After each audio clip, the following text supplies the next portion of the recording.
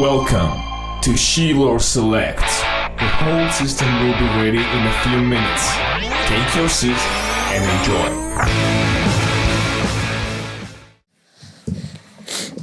I'm going to silence my phone. Don't want to be rude in front of company. Welcome me into your house and then just be like on the phone the entire time. He's like, man, I thought you came over here to do a podcast. This dude just stays on his phone. I just came over here to check internet, or check emails. Your internet's so good. Like, hey man, hope everything's going all right. Download. And it's been great. See you later. How's your internet doing? Let me check it out. Oh, you have the premier choice in the Radford area of the one and only for sure, because that's all you can get. Shentel. The only one, Shentel, the cable internet. And isn't their slogan like "You have no other choice"? In this area, it should be, but it's just recently they actually. Were you telling me this the other day? I think we were talking about fiber optic or something. Yeah, and then, but just recently, Shentel actually did you could get like 50 megabytes per second or whatever. Oh shit! Because you used to be like the highest you could get was like 10, maybe something like that. Am I talking to my? I don't know. I mean, I remember being really slow, and you could upgrade. Like you went and upgraded your internet. Yeah, we did because we kind of almost had to. Yeah, but it seems like that was just recent. You could actually get almost higher speed internet. I mean, I've seen a couple other commercials too, but I don't know. But I mean, when I moved down the first year I was here, I think my folks had a account with Verizon, so I think at the time they were running a promotion. They're like, kids are going back to school. If they want to get internet, if you buy from us, we'll give you a discount or something like that. And I think that's what we ended up trying to do. And then we bought it upon not knowing that Verizon didn't serve that area. Mm-hmm. They asked us where you were moving to, or like what school you're with. Rock. And I was like, oh yeah, I'm moving to Radford. And they're like, oh yeah, that's fine, no big deal. Just we're gonna ship it to the address. Just pick it up, and they'll take care of it. And then they never took care of it. What the heck? Because Shentel was the only area. I think like after I moved in, and I was like, hey, no one showed up yet. They're like, oh yeah, we don't do that area. So thanks. So they're like, well, Shentel it is. Well, still, how can you have a monopoly on one city? I don't know. Of internet? Either they bought everyone out or something. I don't know. They had consolidated, didn't they? Consolidated. What am I trying to say? The stupid ball's messing me up. No, yeah, I mean. Now he's got a pillow. That bigger and better things. You have a lockdown with the city on the internet, so I guess it's or a contract or something like that. It gotta be based on a contract, but I remember even when I was graduating from Radford 10 years ago that Shentel. No, it was you call it like Jet Broadband or something. Oh, okay. But it was still like that was the only internet you still could get in the city. So is Jet Broadband now Shentel? I think they changed their name or whatever. Yeah, it was like every year it was like they would have a new name. Jet Broadband. I don't even know what that was before that. But. The company was just called Shell, right? It's just a Shell company. Oh wait, no, that's not it. That's something else. That's gas. So, but yeah, it's just weird. And like, I guess Blacksburg has different internet. They have a couple choices, don't they? I don't know. I know Christiansburg does, but I don't know about any other ones. But I mean, when I lived in Fairfax, in Fairfax City, we had Verizon Fios, but I think the house that we lived in was like on the main drag in the city. It was like one of the busiest streets in the city, and they're like, well, we're gonna run it past your house. We had to dig up like part of your lawn to run it. Mm-hmm. So would you guys want it? I think they cut us a deal because they had to dig up a whole bunch of property or something like that. So you're like one of the first ones to get it? Like on our street, or it was like Chambers Road, which is like one of the main roads, and the line was going through the city or down that road because they were just starting to lay it down at that time. I think we were just lucky to live there. Lucky to live there. Let's say it like this. We happened to be living there, and they decided to run Fios, and it had to go through part of our yard, so I think that's where they cut us a deal. And we'll take that. Yeah, so like I think before we didn't have anything that was like really good. Then we had Fios. All of a sudden, was like, man, this is what internet's like, huh? No, but. Well, I don't know how we got on the conversation about internet, but I think we were just talking about me checking my email over at your house, and instead of doing a podcast, which has been really nice, man. I really appreciate for having me. So anyway, this has been episode whatever. That was real quick, just to let you know. I sent like 5 emails in the time. No, I don't know. Huh? Well, it's still mind-boggling that. They have that much of an area locked down. Yeah. Yeah. I mean, yeah, there's got to be some kind of crazy contract or something like that. But Yeah, that lasts a million years. I was like, I figured that they pretty much. I mean, I don't know of any other places that do that or actually have something like that. I mean, like when the only other experience I had was like you could have any flavor you wanted, pretty much. Like you had Baskin Robbins up in Northern Virginia because you could literally get everything was so tight in there that you could get it whatever you wanted at any time. So, well, moving on from the internet, we're not drinking whiskey or anything. We are sober as birds right now. yeah, the old Alpha Brain sponsored by. You sponsored on it by purchasing from them. So shout it on it. So yeah, Alpha Brain. That was good. This is the first version of the powder. Of the powder. I didn't look at the ingredients to see what the difference would be between that and or like pills. the amount or concentration or something. Yeah, maybe I should have brought a packet in here, but whatever.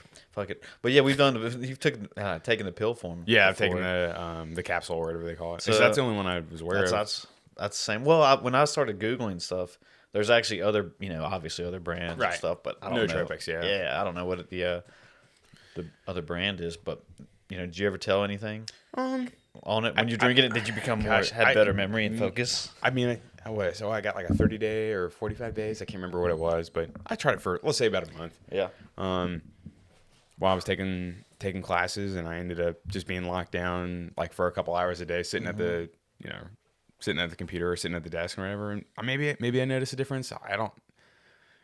Like as far as like I was one of those memorizing. I couldn't. I think I was able to like a couple days. I felt like I was super productive, and like just for whatever reason I was like laser beam focused. Whereas usually my ADD or not diagnosed, my attention span is so short already that maybe it was me just in my head thinking like the placebo effect of like, oh, this is gonna make me laser beam focus, and then all of a sudden I have like a beautiful mind. I have all these like crazy drawings all over the walls and like red dots going. Anyways, nothing like that. But I know what you mean. So yeah, I don't know. Maybe. Yeah, sometimes kind of what you were thinking. Like if something or if I'm away from the mic. If I said something or did something, it's like, where did that come from? Is that the Alpha Brain talking? That's right. Did you just take the wheel? With Yeah, Alpha Brain? so it's like why did Joe Rogan take the wheel? Why did I just remember that? But Yeah. Did you notice anything? I don't know. Just random little things like that. I would be like, I mean, I would say that it if you have a lot of things going on, like if you drink a lot of coffee or if you drink like, energy drinks a lot, you're going to at some point have maybe a lot of energy. And if you're taking things that are like a little help you, I guess a little bit more focused, things like that. yeah.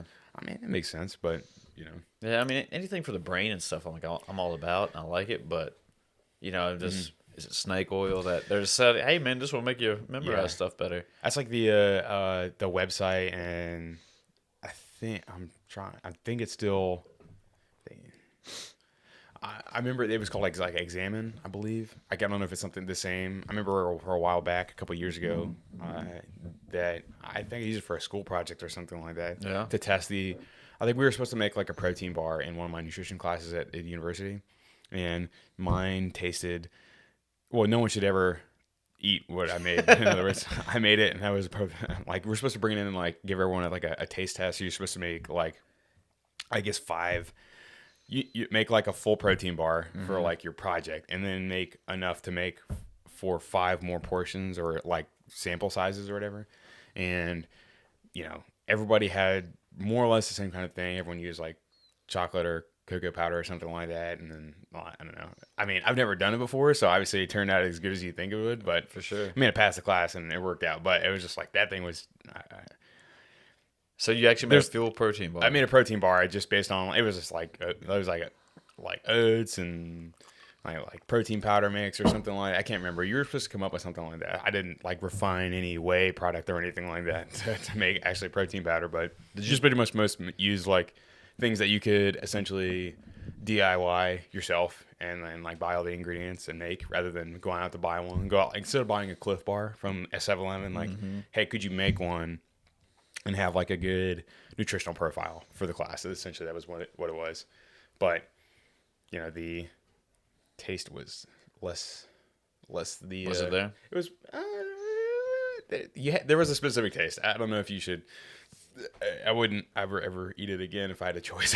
But I guess it wasn't the worst thing ever. But I remember being over there one time for when I was working in a fitness center that they were making like protein, but it was like cricket protein, out of cricket protein. oh yeah, insects. I've actually heard recently that it's becoming very popular now because for whatever reason. I don't know. I mean, Yeah, I don't know like what the difference was or why it would be any better than regular whey protein, but I think a lot of people are Tastes using it okay. as more of like a survival. Like if you're like out camping or something like that, like you could survive off these things. I think that's why people are like, well, now, might as well utilize that we have all these crickets. I don't know. I'm not sure. I just randomly heard that recently. Someone talking about. I think it might have been like at a meat eater podcast or something like that, or someone on there was talking about how they're making.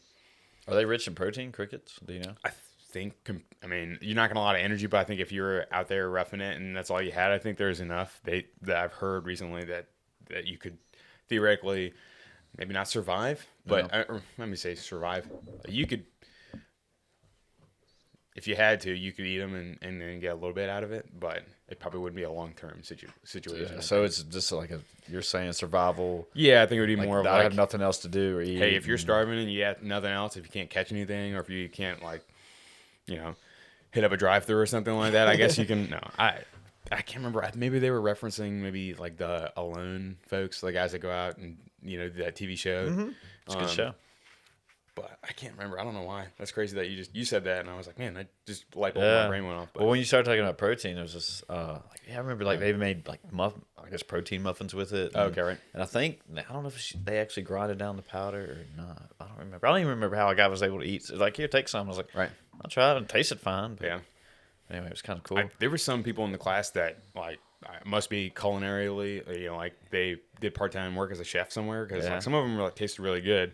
I tried mine at home before. I'm like, man, I feel sorry for everybody, including me, that's got to eat that later. But nobody got sick or nothing. But it was just like not the best, But anyways, I guess like off that, like I found the website or the class was like Examine, and essentially it's like any scholarly articles about a certain supplement. I think it's like just www.examine.com, and you can literally punch in any. I think pretty much any supplement, any like vitamin, it'll give you like all the scholarly research or any like legitimate research on the subject. And then they have like an abstract of like what, or if it carries weight. Like, so, hey, out of all these hundreds of articles, creatine, for example, let me just get an example. Creatine, they've shown that there is a benefit from taking it. So essentially, you don't have to go through and read all these articles. It'll pretty much give you, what do they call that? Meta-analysis of all the articles and say, yeah, and generally we think it's good. I mean, like if you take it, this is generally a good product to use. Or it'll be some like weird root or something like that, supplement ground up like, some obscure plant or root or something like that, and they're like, there's no data supporting any of the claims that, hey, it's gonna make you live for 100 years or you're gonna lose weight with this supplement kind of thing. So this is kind of like a maybe a verification website for a lot of this stuff, and it's all like scholarly articles, so it's all like research tested and all that stuff. But I found that for the class, and then I've used it on and off recently, like when we're talking about like the nootropics and things like that. Some of them are like, yeah, maybe. And some are more like there's more research needed. So And it's called examine.com. I think it's Examine, like if you were to examine something, EXAMINE or something like that. Just so Give the viewers type it in. something. I think Google or Siri will help you, or one of those folks, or Alexa might help you or something like that. But So are you still using creatine though? oh yeah, I've been using it essentially for like 5 years straight. Okay. So there's there's differences. Creatine and creatine monohydrate. Is that a difference? Creatine monohydrate is like the basic one. If you think of like most people, if you think of creatine, that's like the most basic one. Okay. They have other variations, but it's like one of those. They say it's smoother in your body, or smoother, like it's absorbed better, or it's more potent, and I think it's just another way to like make a more expensive product. Like upsell you on it. I think it'd be like, oh yeah, this is a car. Well, this is a Toyota Camry. All right, and this one is a Ferrari.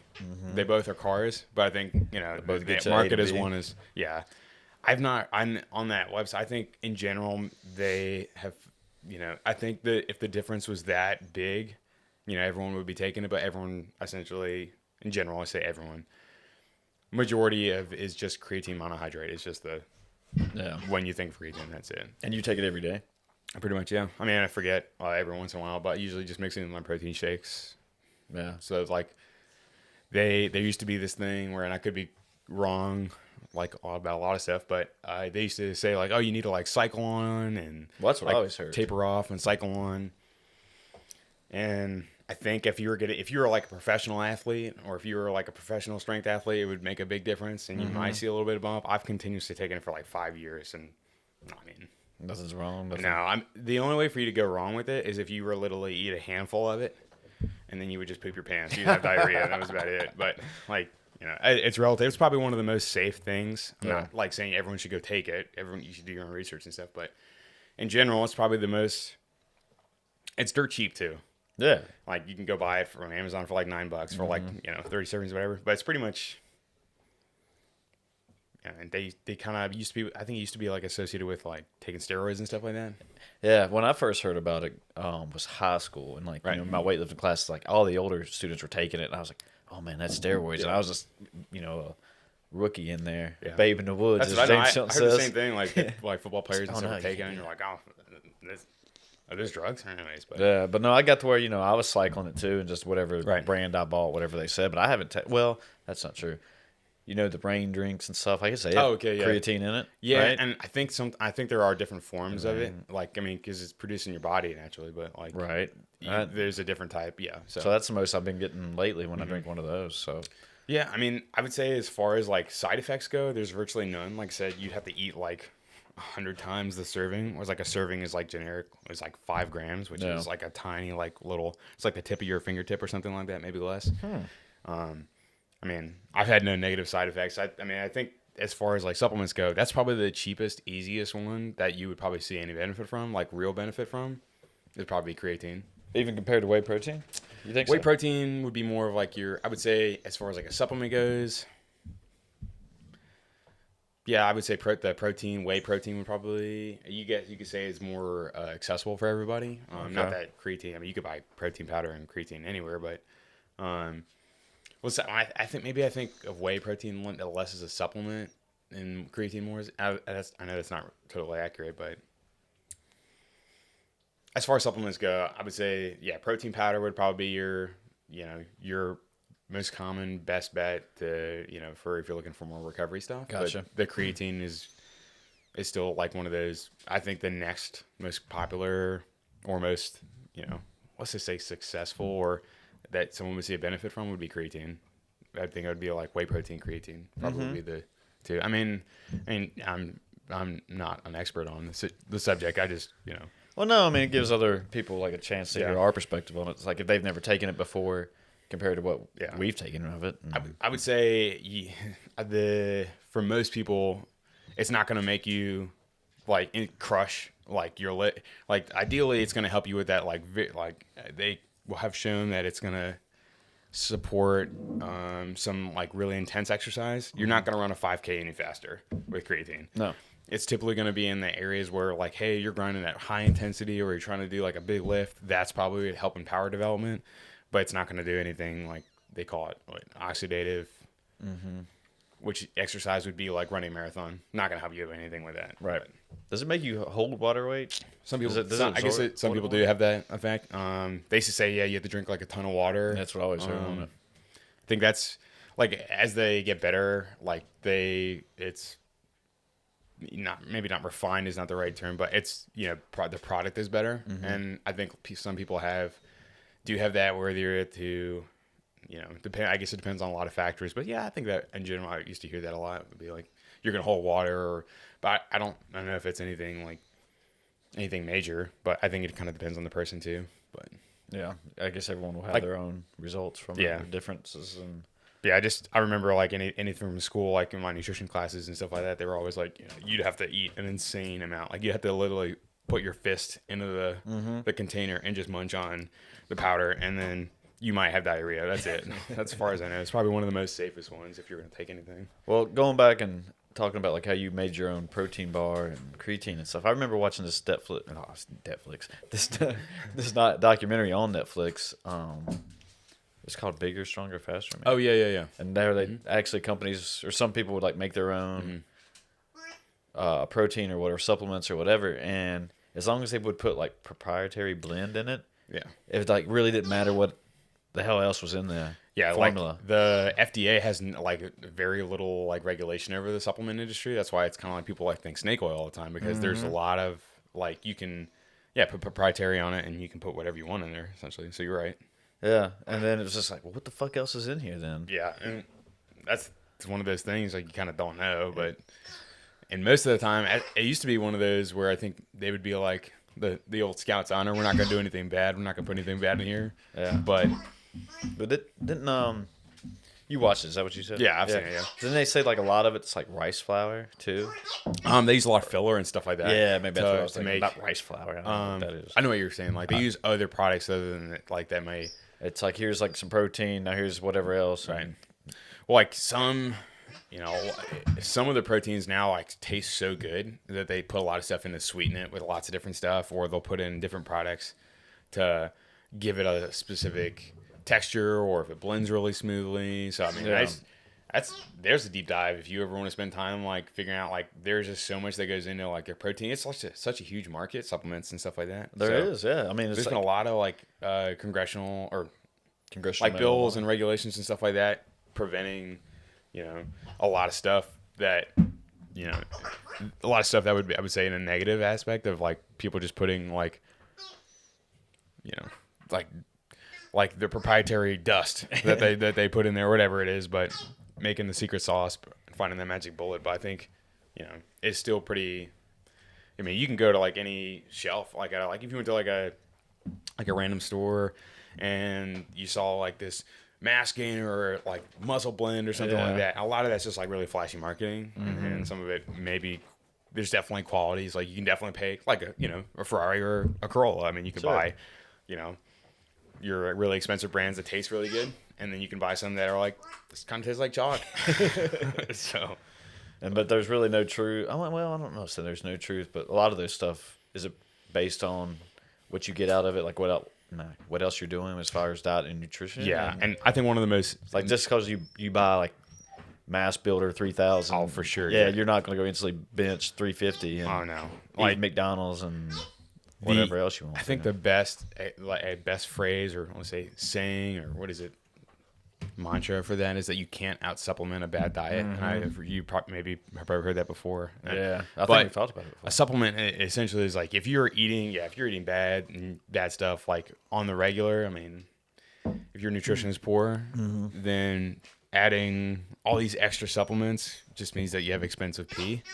Because that's most of the time what happens. You just kind of pee them out. Yeah, I mean, for you to gain any like drastic like change or see any benefit, I think you got to be relatively dialed in. Like, I'm not perfect, and I know that if I were to dial everything in, you may see a little bit of performance bump. But like in general, like I said with creatine as an example, that generally there's very, very low to minimal side effects, almost none. Like I said, the diarrhea except for one. Yeah. But some of them are like, if you take a lot of this, you can have some more side effects and stuff like that. So things like, creatine and whey protein are probably the safest, most successful. But it doesn't matter if you're going to McDonald's, every other meal, or if you're drinking like tons of soda and sugar and you're not taking care of yourself. Yeah, having that extra whey protein powder and having it really expensive is just an expensive pee. Have a six-pack of soda. Yeah, So you're on creatine. You take creatine and protein. Protein, pretty much. Just like whey protein. You taking anything else? I just take vitamins. Like I take like adult daily multivitamin. Flintstone one. The Flintstone ones, dude. I think for whatever reason, like maybe it's because they are how thick they were. Them sons of bitches were pretty big. Now they're still fighting it out in there. Any viruses and like turtle flu and stuff is having a hard time against some Flintstone viruses. Nobody getting past that. Have you seen those memes? And it's like talks about like a cold or a virus or something, but then it has like the the Flintstone gummies or whatever I ate back in. Yeah. That's like their eyes are red, like they're coming to fight it. like attacking the virus. Yeah, Right? like, good thing I took my Flintstone gummies 18 years ago. Yeah, but I did take those. Not gonna lie, I did take those. The Flintstone vitamins. Oh yeah, I took them when I was little. I remember mom like here, like with my cereal. Here you go. Yeah, it was like one of those that were like slid across the table. Like, have you seen the Queen's the Queen's Gambit? Yeah, just finished it. You know, like when they crushed it. It was really good, wasn't it? Yeah. Well, you know, like they slide the pills across the table. So I felt like my mom would be like, "Here, take these," and we're like, I have a completely different kind of going off subject here. A completely different series than what I thought it was going to be. Like, "Oh yeah, it's really good." Yeah, for some reason I had no idea it was going to be about chess or anything like that. I thought it was. I don't know what I expected it to be. I believe it's based off a book or something. Yeah, like that. yeah, I've never read the book. I've never heard of it either. So yeah, when Sarah was like, "We should watch it," I was like, "I'd heard about it, but I didn't know it was about chess either until like the first little bit, obviously." So well, all right. What's That's another rabbit hole. But no, I do like that. I did like that series though. And then, isn't there another one, just the Queen? I don't know. It's about Princess Diana. Somebody else was telling me about it. Or I heard it on TV. Oh, you talking about TV? Yeah. Sorry. Sorry. I my mind's still there. Yeah, I think so. I heard that was pretty good too. I don't know. I haven't seen it. I was looking for a new show. Any recommendations out there? Go ahead. Oh, yeah, that's right. Email them into us. You could write in. Well, all right. So so you got creatine, protein. That's and vitamins. A multivitamin. I mean, like I said, I've tried out things like the On It, Alpha Brain, and stuff like that. Yeah. But I've never really went down that deep dive. I mean, I took, zinc and magnesium, ZMA. They supposedly help. Oh, melatonin. I guess you could say that. Also, melatonin For sleep. For sleep. Yeah, and then recently been trying CBD. What's your thoughts on that? I would say it's one of those where that's one of those kind of like Alpha Brain where maybe I would say in general I've taken it for like 30 days now or so, almost maybe a little bit over that now. I kind of noticed, like I take it with melatonin, that kind of noticed that kind of greases the wheels for having better sleep or getting to sleep a little easier. Yeah. But yeah, I mean there's such a big everything is CBD now. Like, they everywhere. have like Killcliff with CBD. They got all this stuff, and I'm sure you've seen it. Like, they used to only sell it in like specific places. Like, I think a lot of people had this image. It was like it's just like a different form of weed. Yeah, and that's what everyone thinks.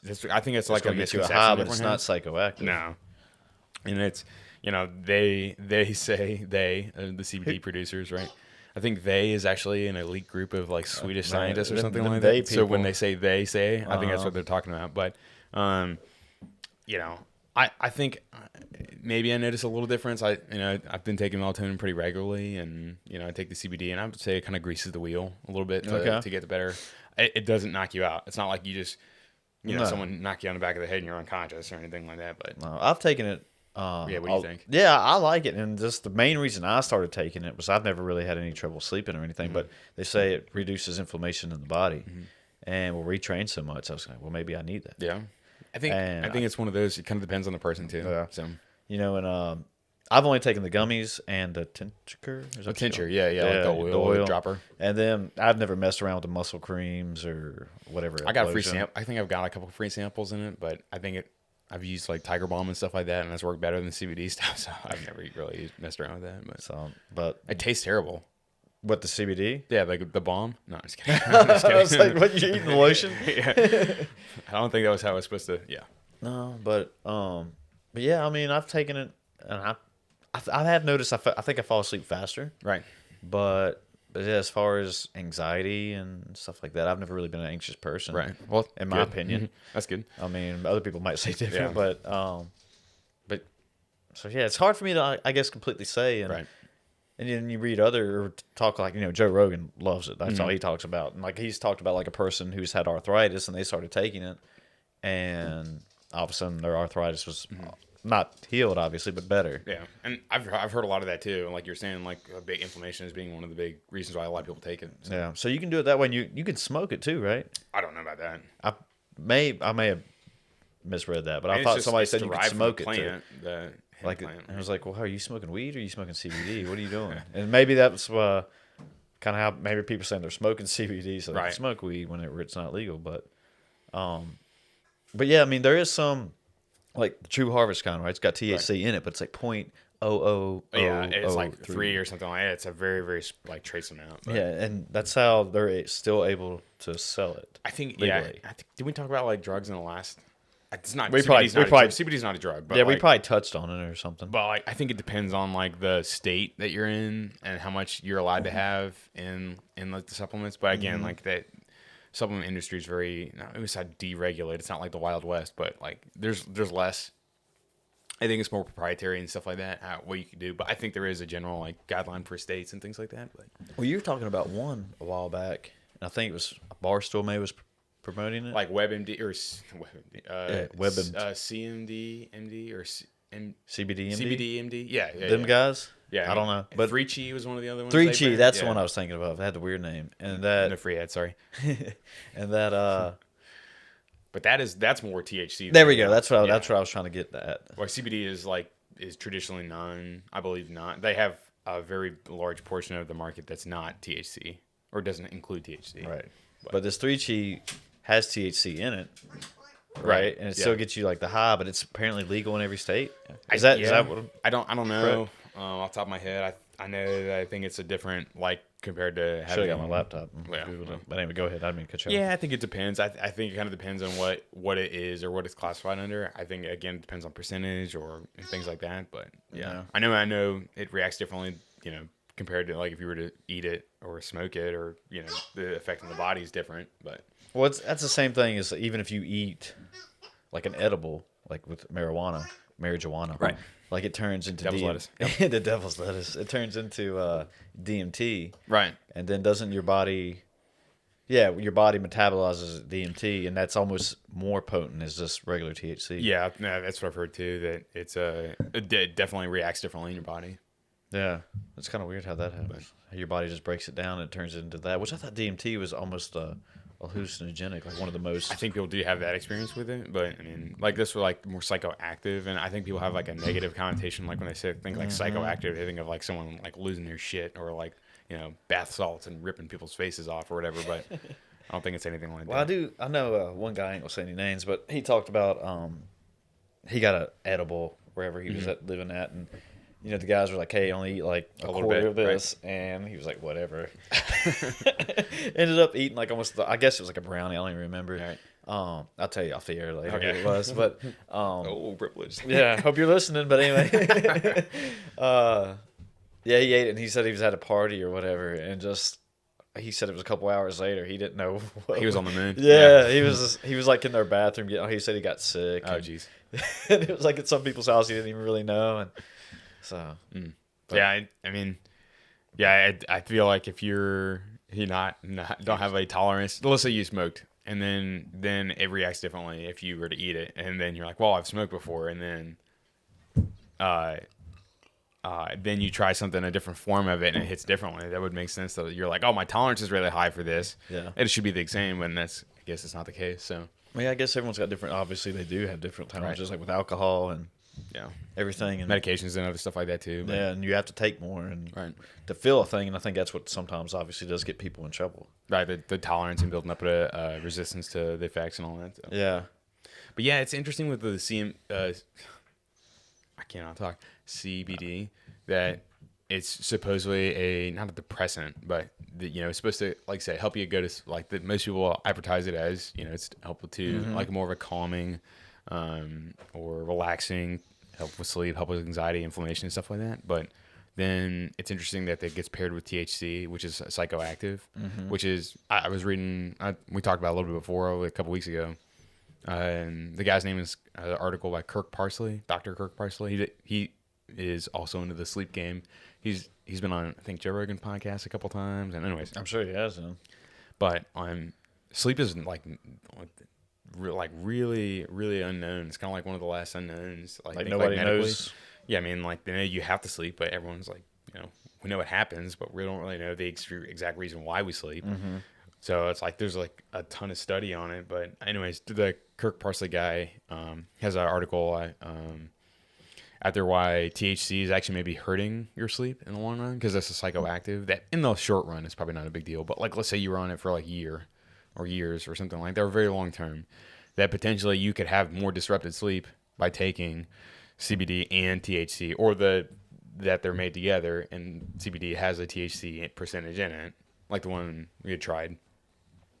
That they say because it's a psychoactive, eventually the research they have out there that may actually disrupt sleep, which is kind of interesting that it's marketing as helping people sleep, but they found in the long run it's actually doing the opposite. So, And you're saying that's with THC in it? with the THC. The CBD alone has not proved to be like any negative. I think recent research has shown that they've not had any like negative, or not that I've seen or heard. I'm not an expert, so just disclaimer. But Yeah. I've heard, I try to research anything before I put in my body a little bit, not just like hey, we'll see what happens here. Well, that sounds too responsible, James. Yeah, I mean, you're right. I should just read the fine print a lot less. Like Exactly. anytime you buy What's this like a phone or Apple product or anything like that, just hit agree and agree to the terms. Anyways, yeah. So I just thought it was interesting that they're being marketed as like, for example, like the one place that we had purchased it from. yeah. They had said, "Oh yeah, it'll help you sleep," and it was like, and that they're trying to just move product and they're trying to sell. But I was like, kind of interesting that I happened to actually read that article before I went into that place, and they're like, "Oh yeah, you'll get the full blown effects of having the THC in there and help us sleep way better." And it's like either they are just trying to sell your product. I'm sure that's what it is, but Of course. I just thought it was interesting that. CBD is so popular now that actually, potentially in the long run, I think they've shown, like I said, not to repeat myself, but it's kind of interesting how it's marketed as like help us sleep. But if you have THC in there, they've shown now that might not, maybe not, it's not like you're going to be a insomniac, but I think just it's kind of like if you take this supplement to help you go to sleep, and then there's a part of the supplement that doesn't help you sleep, it's kind of like you're pissing in the wind. Yeah. No, that makes sense. So your body's probably trying to get rid of the THC. Or process it differently. Say While say you're it's asleep? like because it's more of a psychoactive. I think that's what they're So saying. you think you're sleeping, but it's really kind of, it's like when you get drunk. it's kind of like a Oh, okay. Yeah, when you're drinking alcohol, right? Right. And like you actually think, when you sleep or when you pass out from drinking or whatever, your body's really just still trying to metabolize all the alcohol. You're more unconscious than anything else. Yeah, so you're really not getting any good sleep there, Right. even though you think you may have slept for half a day. But Oh yeah, and that's like one of the I think the big reasons, like when there's like drugs, what is it, like Xanax and others like that. I can't Yes. remember. I'm trying to think of the other names. Those medications, they essentially just knock people out. It's not like you get the deep sleep, like the REM Right. sleep, which is like so they think they're taking a pill to sleep, but they're just they're not really getting sleep. It'd be like you're getting drunk and Yeah. then you just pass out.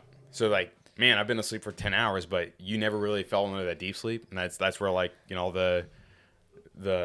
your like the REM sleep is where you do all your recovery and your body repairs itself, and that's where you are probably like the best thing you could do is probably sleep. It's like it's like if there was a magic bullet and they could sell sleep in a pill, that'd be the richest person in the world. Oh, easy. But sleep is free, and then it doesn't, it's one of those things. But yeah, so I mean, even though they don't know a lot about why people sleep, they just know it's good for you. But yeah, like you're saying, like if you had alcohol and you are drunk, you're kind of passed out. You're not necessarily getting that deep sleep. So Well, I've noticed on the CBD that I get with the REM sleep. Is that what they call it? I almost hit. I guess I REM hit, sleep, yeah. Yeah, I hit that cycle faster.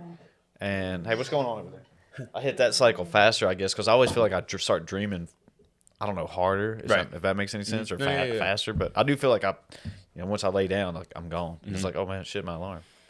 yeah, I think most people go in and out like throughout. You'll have like periods of where you go into like the really deep sleep, and then you'll have like period of like lighter sleep, and then like you're kind of like, it's not like you go down to the bottom of the pool, you stay there until you wake up, and then you come right back out. You kind of like go up and down, but yeah, that deep sleep is like the one you want. Like they actually use it as torture. They don't let people sleep. They only let them go into like very like mild sleep for a couple minutes and wake them up, so they can never get into that deep sleep. Oh fuck! And then that's how like it drives people nuts. Like that's why like insomnia. That's what the thing is. And insomnia doesn't mean that you stay awake constantly. It's just that you really struggle with getting like that restful sleep. Yeah. You never get that fully, or you always are waking up before you can get into that deep sleep kind of thing. So, but I mean, if you struggle with like getting the sleep, and that could prevent you from getting into that deep sleep. Obviously, I mean, I would say, I'm not a proponent of you should go buy this because we said so. Yeah, But it would make sense. If it works for you, might as well give it a try. I mean, it doesn't hurt to try it. Right. I mean, like from my understanding, there's no harm in it, except you probably just lose out a little money. Yeah, But, I mean, I've spent money in worse ways, I'm sure. right. Me too. I mean, especially because the sleep is so important. It's one of those like we said, like it kind of impacts everything you do. I mean, like if you have a great diet, you work out every single day, or you do all your rest days, but you don't sleep very well. Like, I mean, there's plenty of information out there in studies and research that shows that the less sleep you get, the less you recover, the less, for like muscle size or whatever, you can't recover as fast. So like they've shown that people who sleep a lot less, muscle size or the muscle fiber doesn't repair as fast, or it doesn't react the same way. So you essentially lose muscle by not sleeping. So, just crazy. I mean, that's just one example, but you try to get about 8 hours every night? I try to, yeah. I mean, usually like 7. It's probably like 7 to 7.5, 8 is hopefully what I'm hopeful for, but that's probably more closer to 7, I would say, on average. I use that Apple, was it the alarm clock that kind of reminds you to go to sleep at a certain time, or hey, you should start winding down. Or like it's like I have it set to like go like 15 minutes before I should try to start heading to bed. Then hopefully I can be in bed around that time. Doesn't always happen that way, but then it'll act as an alarm clock in the morning. So essentially, it just kind of gets of like, oh hey, it's like 8:45. At 9:30 or so, I try to get to sleep. Yeah. And if it's it's kind of like a little reminder to you should start winding stuff down or whatever kind of thing. But yeah, turning out the lights. 7. Yeah, that's what I usually try to do. And like if I keep lights on, I feel like it keeps me awake. But it's like if I start turning have a small light on, like a night light, it's like, all right, cool, you're starting to wind down. And but I guess the research behind that is that like that blue light, and you've probably seen a lot of the stuff now on phones and stuff where they try to reduce the number of blue light blockers and stuff. Yeah. But that stimulates a part of the brain to be awake, or stimulates brain activity. So rather than you calming down or slowing down your as you're trying to go to sleep, your brain's thinking, all right, well, we need to be active, or that light is stimulating like as if like you were in sunlight, like to kind of keep you awake, mess up with your regular rhythm. Do you ever wear those Fitbit trackers? Or I used to wear that, Fitbit, kind of measure your sleep. Not necessarily just the Fitbit, but I used to, like the Whoop bands or whatever. Yeah, I wish I had a Whoop band. It'd be very nice, but I wish someone would also pay for the service because it's kind of expensive. It gives you a lot of data, and I feel like that'd be useful. I think I would care more about the sleep than anything else compared to any of the steps. That's what I've used it in the past, but yeah, I mean, I would say I've used one in the past. Like, I don't know how accurate it is, and that's the other kind of drawback is that you don't know how accurate. They're all different. I mean, not just a Whoop band, but all of them, right? Yeah, they all have their own proprietary of this is how we measure XYZ and stuff like that. And so you can't really tell exactly how accurate. Like I would say the steps and stuff. I would say it's, in general for most people, it's probably good. Yeah, for us regular folks, it probably would make a big difference being able to just see the results, see the track. So yeah, I used to, but yeah, man. Like I said, I probably get around like 7 hours or so usually. That's what I aim for. Yeah. But like people like who is it, The Rock, who always says like he gets 4 hours of sleep because he's always working, and it's like how do y'all do that? Yeah, do they crash eventually? Or maybe that's just Instagram stuff. Like they're like, hey, I want to come off the saying like hard work. I grind all the time. Doing it for the gram. Like Marky Mark, there's always like an article every other year about Marky Mark, how he wakes up at like 3 a.m. and he works out for like 2 hours, then he does the rest of his day. So he only sleeps at like he gets up at 3 a.m. But I think for him, I remember hearing he goes to sleep at like 7 or something like that, and I can't remember, but.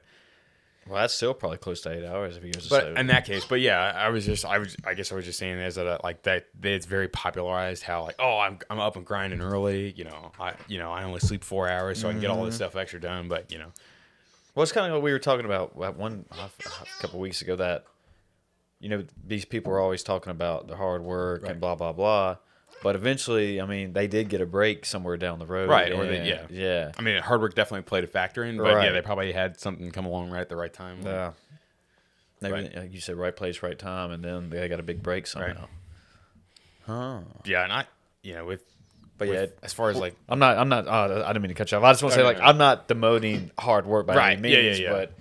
It goes. It's one of those like you make your own luck. I probably said that too the last time we talked. I mean, about is it almost too much when people, like Ryan Fisher's a big guy, like, oh, I'm sitting here working right now and whatever, but it's almost like, hey man, all right, I know you work, right? Yeah, you don't have to tell everybody. I think that's one of those.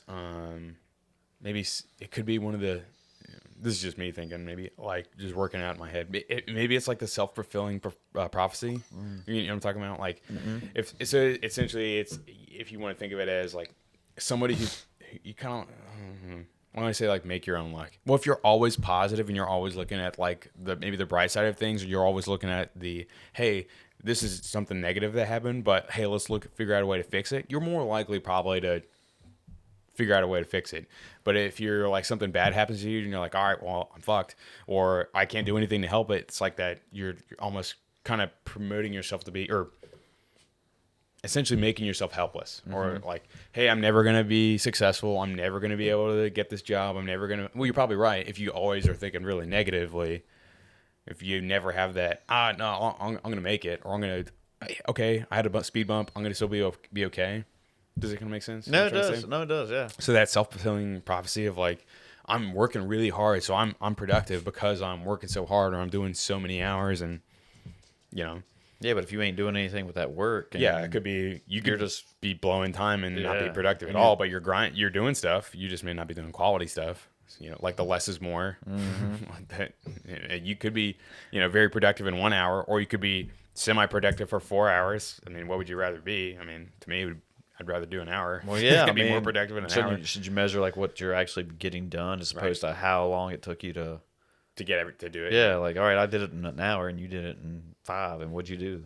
Yeah, I mean, if you ended up with like the same amount of work, like let's say in a perfect world you could measure it. Yeah, it's I feel like hard I'm to like do apples to apples. No, I'm not. But I mean, he's very successful, obviously, so he's doing something right. But it could be one of those where that doesn't work for everybody. It could just work for him, and there could be 5 other dudes that are doing the same thing that ground themselves in the dust because they tried to grind as hard as that guy, but it just happened to work for him. So yeah, they just haven't got their break yet, probably. Yeah.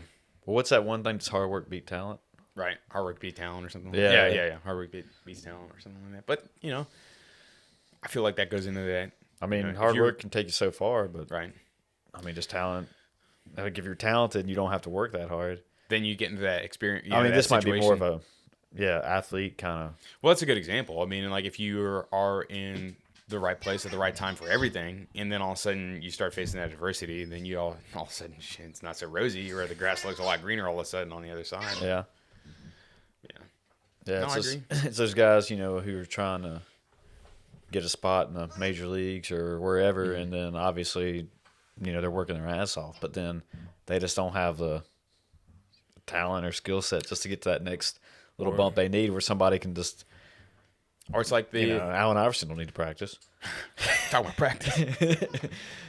but you could be like, a lot of the guys that are.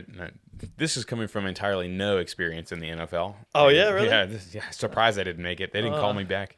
But I've been camping. Hey guys, it's me again. I got a new email and a new phone number. So let's leave that in case. And here's my scouting tape. Yeah, that's right. My highlight tapes. Again. Guy's not even in frame. He's really good at using shadow and like angles to make it look like his vertical is a lot higher. I've never seen someone run so fast in the dark like that. But like for those that are going to the next level, like this is just an observation. It's like when all these guys are at like that make it to NFL team or to college teams. Like if you're at the high school level and you're looking at this team as in like, man, everybody on that team is awesome because they all made it from whatever high school. So like if you're on the whole on like high school team looking to go to college, you're like, man, I got to be so good because I got to make it to the next level because there's like hundreds and thousands of other people that are trying to do the same thing. So super competitive, right? So everyone's good at that next level. Everyone's really good. Whereas like you could play in a high school team and you could be like the best quarterback, but everyone else on the team is not a bad player, but they're not in the same league as you. Yeah. And then you go to the next level. Well, there's everyone on that team that was all at the top level of their game, and now that doesn't what I'm trying to say? Yeah. It's like now, okay, now the college experience or your college experience is the same as everybody else because everyone's really good. And then you have those guys that are like, wow, they made it to college, and they are still 3-4 steps above everybody else. And then they go to the NFL where the funnel just gets smaller and smaller. So now everybody at the NFL everyone is really, really good. Exactly. So you could be like, and then there's that part of where like, wow, there's guys like Russell Wilson, or there's guys like Michael Vick, and you're like, this guy is a different kind of player than anybody else in the NFL. So there's like that one small half percentage of somebody who's amazing from high school all the way up to like college or to like the NFL, and they're still ahead above everybody else. That doesn't mean that anybody in the NFL, these guys are all schmucks or anything like that. There's like, these guys are still the best of the game, but this guy is just that much better. They're there for a reason. Yeah, so just that competitive, like there's always going to be someone, I can't even I'm losing my train of thought, I guess, on it, but you know, that there's always going to be like a difference in like skill, but you could still be the in the NFL and then be a really good player, but you're just as good, you know, everyone else is at the NFL too, and they're good players too. Yeah. So, but well, here's a thought, like kind of continuing on what we were saying, but what's her name? Colleen Foch? Foch. Yeah. Foch, yeah. So listen to her Power Athlete podcast. She's training for the Olympic bobsled team. Yeah, which I thought once you go to the Olympic Training Center, so you're automatically on the Olympics. No, yeah, but that's crazy. Yeah, you actually still have to make the fucking team. Yeah, it's like you're invited to train. Yeah, with them, right? And I think Lolo Jones was talking about the same thing. Like we're trying to. She did bobsled and track, right? I think she transition. I thought she was I think she was track, but she went to bobsled. Yeah. But I was like, man, I didn't know you still got to make the team for the Olympics. I mean, how competitive is that? Or you could be the alternate rather than they're like, there's the Olympic team, and then you're just training. Like if some guy goes down, yeah, right. You're in there. Hurt. But yeah, that was a really interesting podcast. But what you're saying? Yeah, I mean, I was like, wow, I don't know. Like, I wonder if every country does it that way though. If it's just like these smaller countries, or like, all right, yeah, just if you're any good, just come on, right? Just come represent us. I feel like.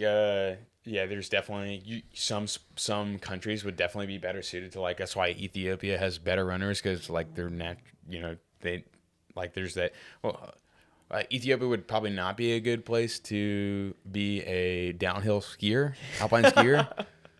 but that's just geographically, most people are probably better at running down on that side of the world. Like them in Kenya, right? Yeah. Like they have a pedigree of being like some of the best distance runners ever, and that's like hey, it's kind of held true. Yeah, it's not. I wouldn't say it's not like a stereotype or something like, but this is kind of how it is. So it's like when you go to like the Nordic countries, like they have snow most of the year, and they're a lot better at some of the winter sports or winter Olympic sports. Viking land. Yeah, cross country skiing. Like I don't know if they have a lot of cross country skiing in like Dubai. Probably not. So I mean, like if you're coming from that country to be in that level, I mean, I'm not a betting man, but I wouldn't think they would. Yeah, I mean, yeah, you know what I'm saying? Like, yeah, no, I got you. But yeah, I mean, the I would say the moving into making the team. Yeah, I mean, you have to be because they only send a specific number of people over there, and like there's. Yeah, like the alternates and all that stuff like that. So you could still technically be on the team, but never actually compete. I think that's how it works. I was listening to a guy on Joe Rogan. He's a wrestler for the Olympics. Man, Jordan, maybe? I can't remember his name off the top of my head. Anyway, he was talking about how some countries, when they get to the Olympics, like they know that they're not going to. Oh, they're not going to place or anything? Yeah, they're not really. They're just there for the entertainment. So he was talking about how. They have like free McDonald's and stuff like that in the Olympic Village. Right. And some of those guys, all they do is just go crush there. McDonald's. Yeah, it's like they go do their event. Then they're just, all right. Thanks, guys. Appreciate it. That was it. And I was like, he was like, but that's still like their biggest thing is actually just doing the whole. Like the march in the beginning. The experience. And the experience. And they do their walk around. I don't know, the intro to the Olympics where they light it. Processional or whatever that's called. But then after that, they're like, all right, that was my moment. Whatever happens, right? Yeah, like I'll go do my event. Well, yeah, I mean, that makes sense. I mean, yeah, like we're saying, like if you're, what was it last year? I'm trying to think. I'm drawing a blank now. This is not going to sound very eloquent at all, but there was somebody that was on one country's team. It was like Hungary or something like that for like the Olympics, and it was like Winter Olympics, and there was a way that I think either the people in front of them couldn't do it, and they it's not like they just randomly grab somebody off the street and move like strap up, you're in there. Yeah, you're in there. But I think the person was generally an athlete, but they were an athlete in another sport, and then there was the opportunity of like, oh, you could potentially go for the Winter Olympics and go to like this downhill skiing or whatever, and they were not skiers. Like I think they had gone a couple times in their life, but they were not like a professional skier. And I think you could tell, like the person went down and they were just doing the jumps, like they weren't doing tricks and stuff like that. I was like, what the hell is that noise? Like they're going down the mountain, and I'm remembering the video as in, typically they're getting points on, by doing difficult tricks or things like that, and the person's literally just doing. Doing the slopes where they're just kind of riding as if they were casually doing it on their vacation, just going down the mountain. Didn't do a trick, didn't fall down. Yeah. But, they weren't going to place, but they didn't fall down. So, it was a successful run. But they knew they weren't going to win the medal. They weren't going to win the medal. But, yeah, they were like, I'm having a good time. The country sent me to, I think it was like Hungary or something like that, but it's probably wrong. But. Did you ever hear that the Olympic Village, they go through a lot of condoms and stuff like that? I've heard that there is a it's like a big sex fest. There's a lot of freedom in in the Olympic villages. They kind of let them do whatever they need to, and then there's that the teams are also trying to be really really managed so that they don't get wild and go out and. Yeah, how do you keep track of that? I mean, just. Like, all right, I guess when they get to their dorms, they can do whatever they want to. All right, so hey Jim, thanks for coming to work for our Olympic team. So what's my job? All right, so what you're gonna do is you're gonna make sure that everyone is in their bed at 10 p.m. What? So they've already done all their events, right? Yeah, so they're done.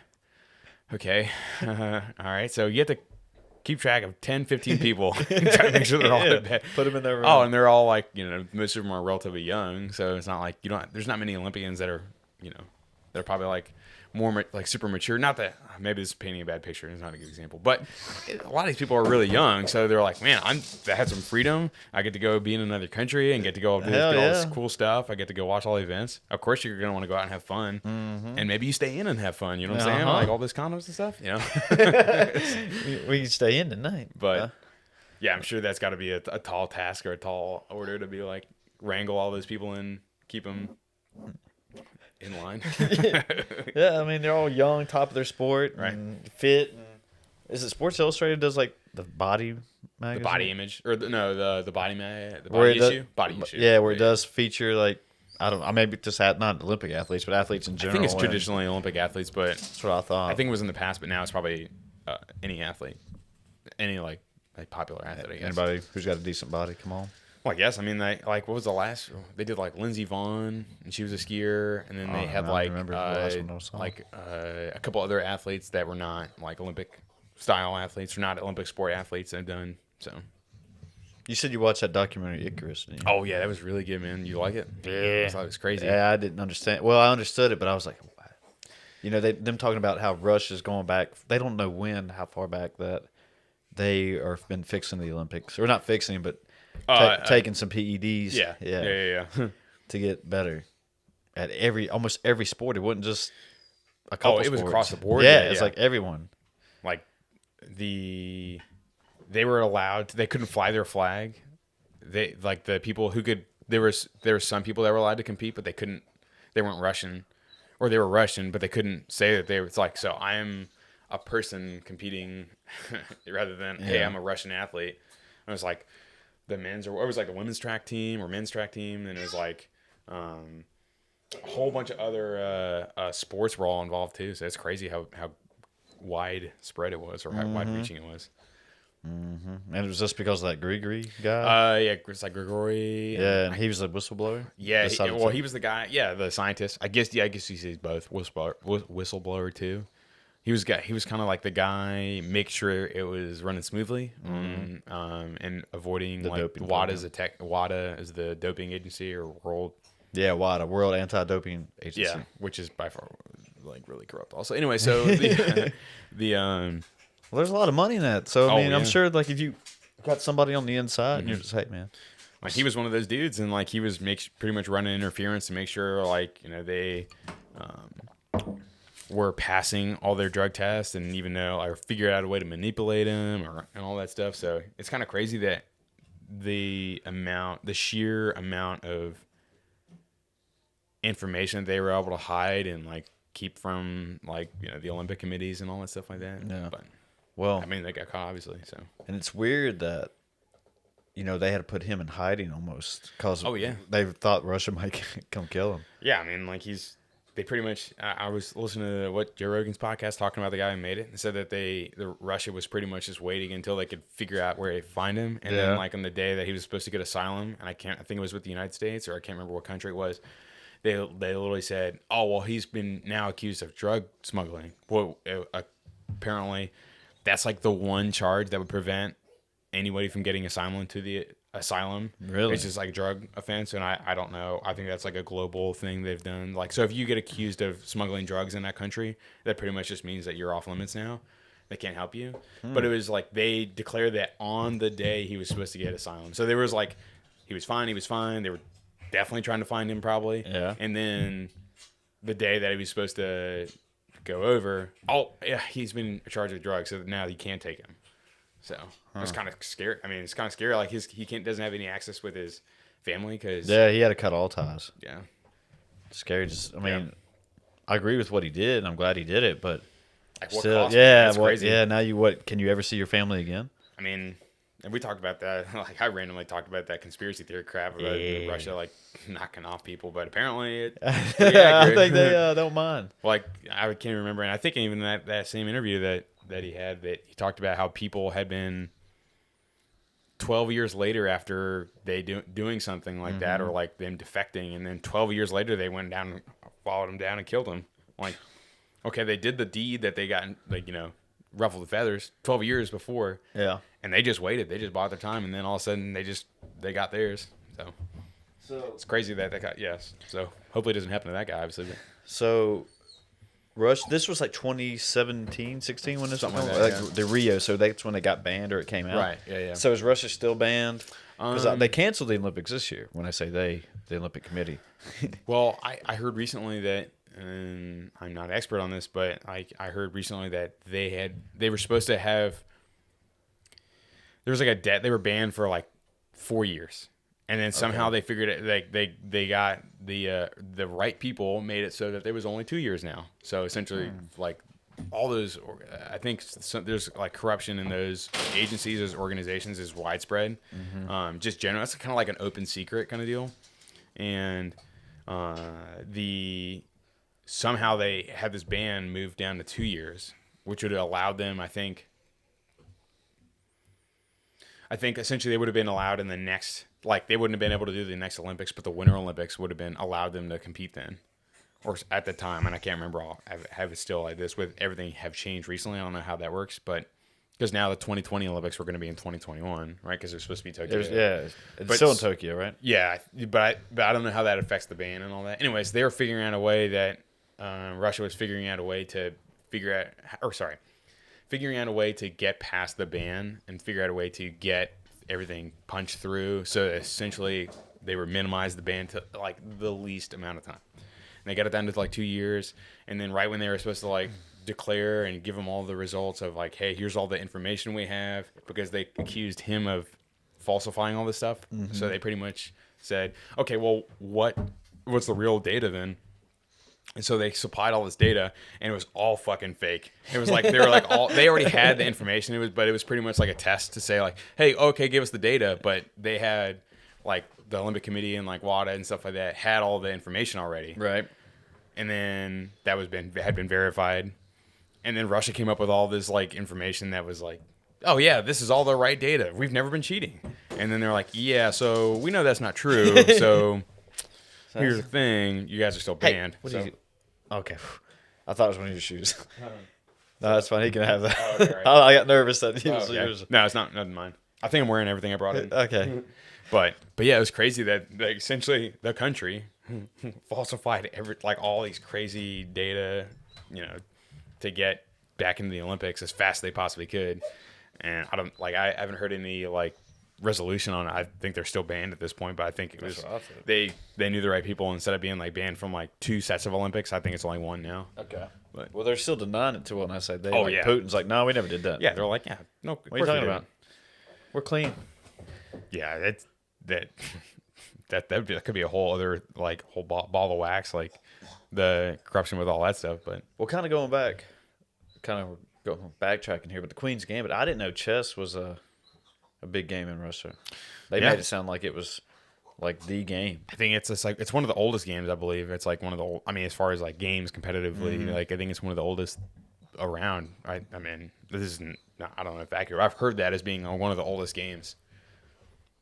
So I mean, it would make sense that it's really, really popular if it's been around forever. So I heard somebody talking about this the other day that those guys like who play chess, like how the Queen's Gambit's doing it or whatever, they burn like thousands of calories just during one game just because of like the mental. Oh, okay, yeah, stuff. like the strain of having to like think about all the moves and all that stuff. It's kind of like White Goodman, you know, he likes to get a break mental sweat every now and then.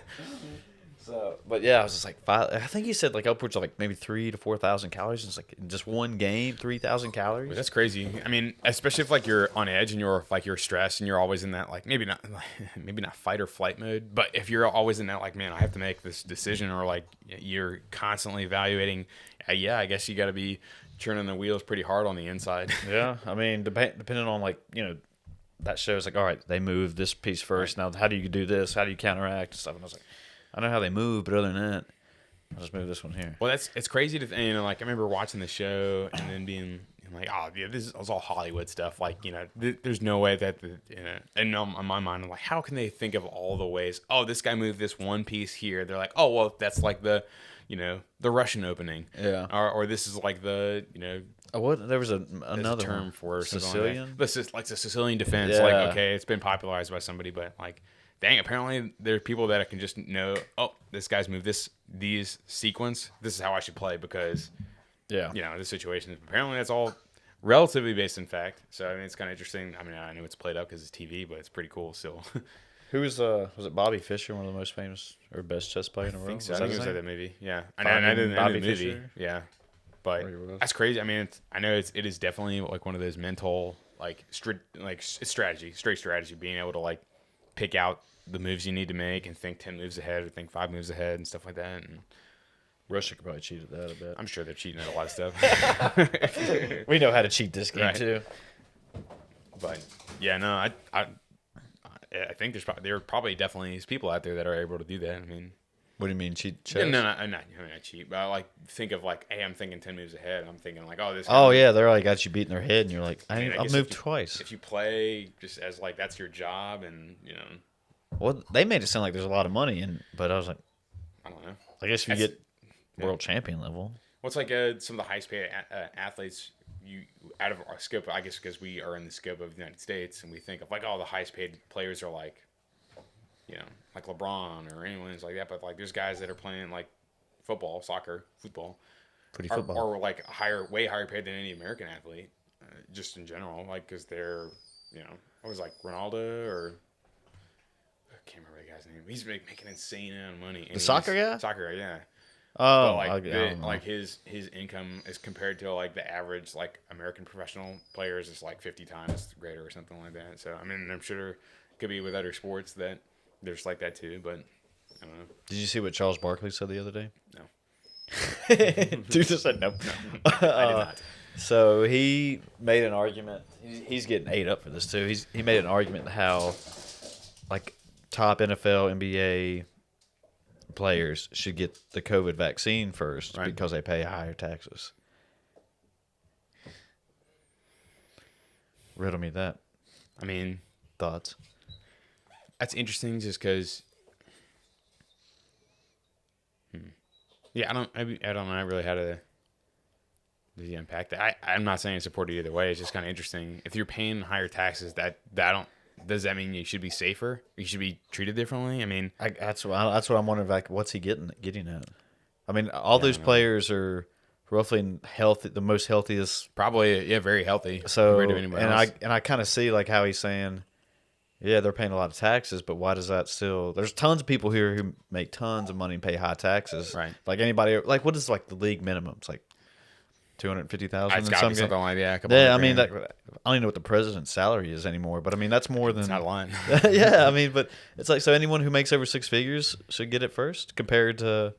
I feel medical like workers and first responders, and it's kind of like well, then as long as you have money, then you can get. I mean, but well, I mean, I guess that's how the world runs anyway, right? Yeah, all them frog skins. Yeah, I mean, I don't know. Makes the world go round. I guess the only way I could see what he was saying is maybe it's not based on income. Maybe it's based on risk.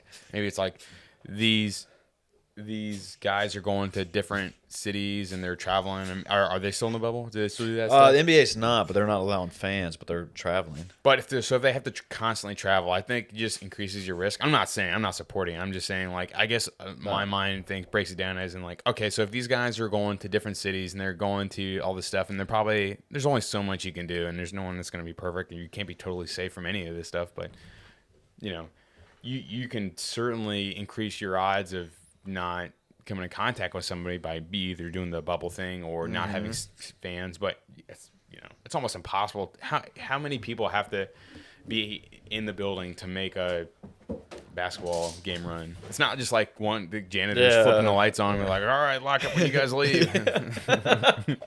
There's like hundreds of people that make those things, production and all that stuff. And then if those people go see it, and that's kind of like the 6 degrees of Kevin Bacon, right? This person sees this person who stopped at a 7-Eleven who got coughed on by this person, and then so. Mm-hmm. No, I mean, it's kind of going off that even though they separate their benches like in 6 feet and stuff.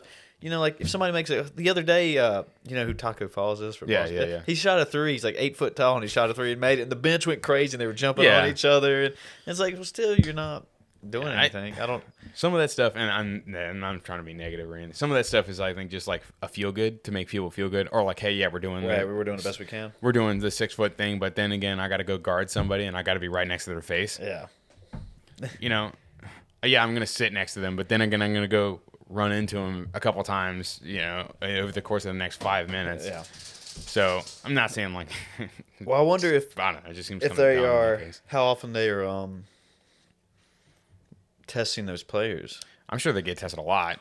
Because but I mean, kind of we've gone off course here, but how we were talking about a while back when Joe Rogan and Dave Chappelle were doing their concerts now, and they were actually testing everybody. Everybody walked through, right? Yeah, and you had to have a negative test before they would let you in. And he said they only had like a handful of people who tested positive, but he said, but everyone agreed to it and was like, all right, cool, I'll take the test.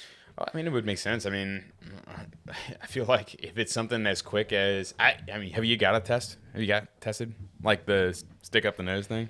Negative Ghost Rider. I mean, it's not the. I'm not looking forward to it. Like, I've gotten 2 so far and negative both times. But batting 100%. But I mean, that's not. I feel like it's so.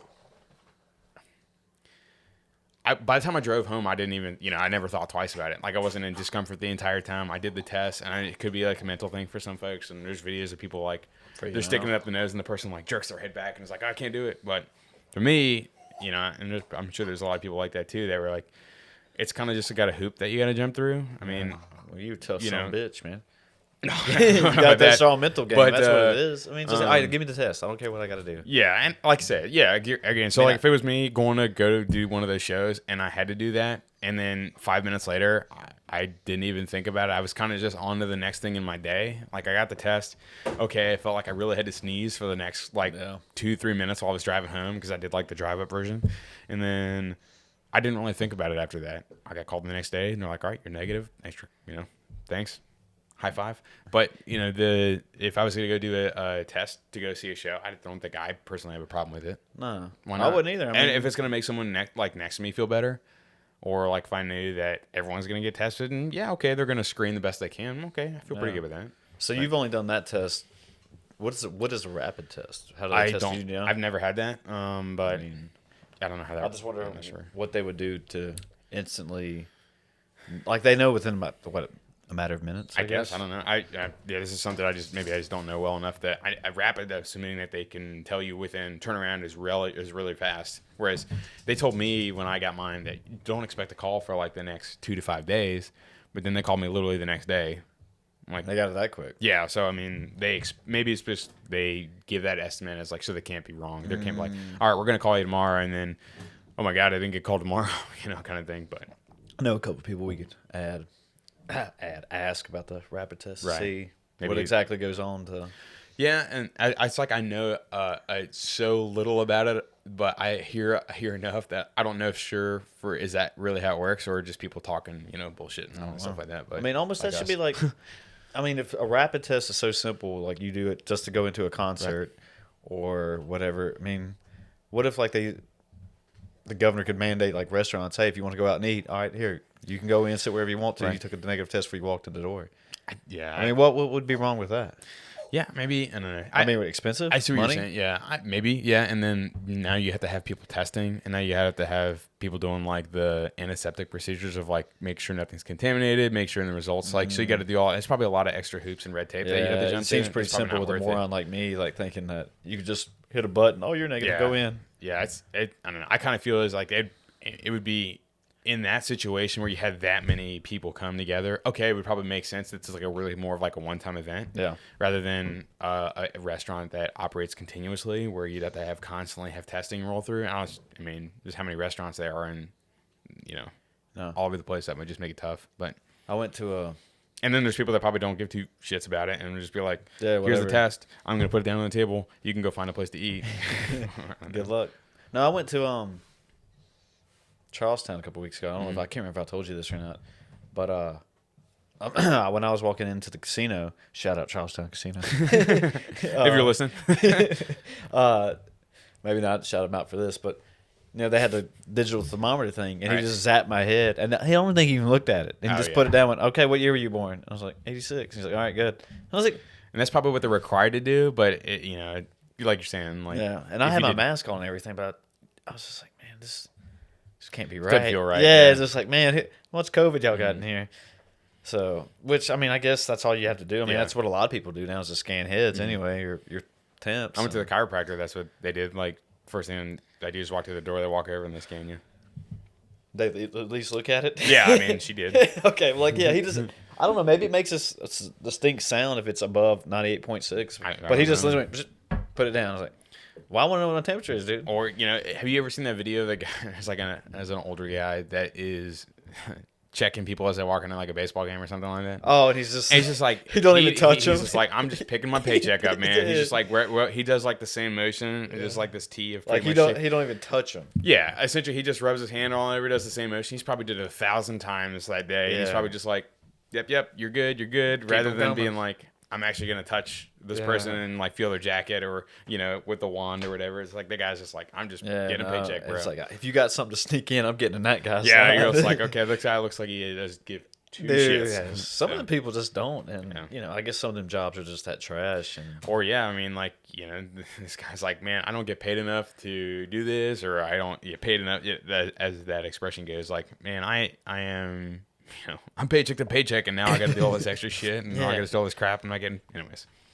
But I mean, I like I say, if it was me, I would have no problem getting tested. If I was like, I want to go see a comedy show, I would definitely do it. I have no problem. I mean, again, it has not bothered me. No, it gives me peace of mind, and it gives everyone else like, okay, cool. I still don't have it. Cool. Yeah, I mean, now I get to go watch a show. Yeah, I mean, I would say I would have no problem with that. I know that the tests are not there's nothing that's 100% sure, but like generally, it sounds like they are pretty positive with results, but you can always throw up like a positive or false positive or whatever. But I was listening to somebody the other day, and they were talking about that before you can even.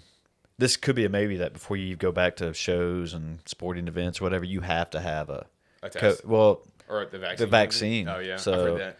So I'm wondering if you think that might be true down the road. It's interesting. Yeah, I mean, I was hearing that for travel and stuff like that you might have to do that. That's why like Sarah and I were going to go on our honeymoon because it obviously got postponed, and we're supposed to travel. We talked about it the last time, I think, a little bit, but if we're supposed to go out of the country, and then now they're saying like, well, Sarah might be able to go. I mean, she might have a great weekend, and I'll stay at home. How was the honeymoon, baby? Like I guess FaceTime me or something like that. Let me know. Yeah, baby, right there.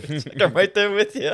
I don't know what the time difference is, but it'll probably not work out. But it'd be interesting to see how that works out. I just like the economics of it is interesting to me. Like, if you only have a certain amount of people that can get it, and then you're only allowing a certain amount of people to come into your store or country or whatever that have it. So it's kind of like, it's not like it's not fair, but it'd be like, man, you went from having in your building, like, let's say your profit would have been, I'm just totally bullshitting here. Like, let's say your profit was like, I'm going to make $100,000 tonight off this comedy show. Mm-hmm. But now I can only let in, and I can make $2,000 because I'm only allowed to let in this many people that have yes, they'll be safer, but like, man, that guy's taking a hit.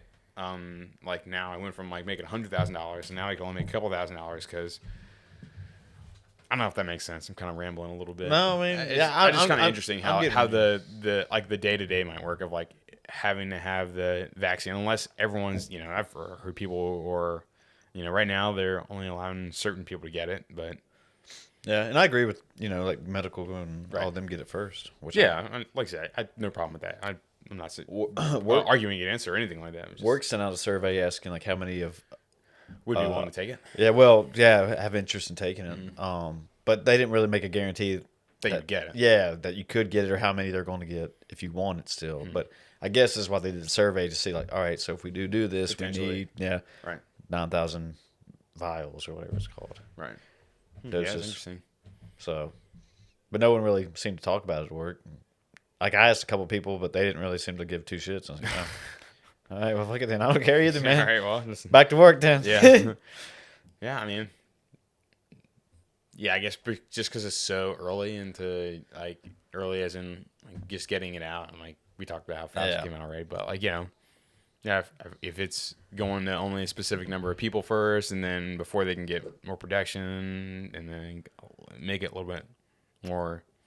Like anyone can get a flu shot. Like you just walk up and go get a flu shot. Mm-hmm. Anybody can. But you have to register and you have to do all this, like jump through all these hoops and get through it. So like, just ease of access is not super easy for everyone right now. Yeah. So, but I don't know, man. Well, time will tell, I guess. Right? Yeah, I guess. Yeah. Keep going down the road and just see where it takes us. Exactly. That's all we can do, right? Just ride the wave. You can't stress about the future and drive yourself nuts thinking about it. Like if you are like every day, like oh my gosh, like what's gonna happen next? Mm-hmm. But do the best we can and all that kind of thing. So. Oh, that's what I was wanting. I had a thought earlier when we were talking about supplements and stuff. God, all right, changing gears here. So, all right, so when you're stressed, is it cortisol? Cortisol, yeah. Okay, so there was another guy talking about supplements, and I can't remember It's that cortisone, ain't that the? Cortisone would be like if you threw your shoulder out of the socket. Yeah. So there was something else that he was talking about supplementing with, and it's like along those words, cortisol or cortisone.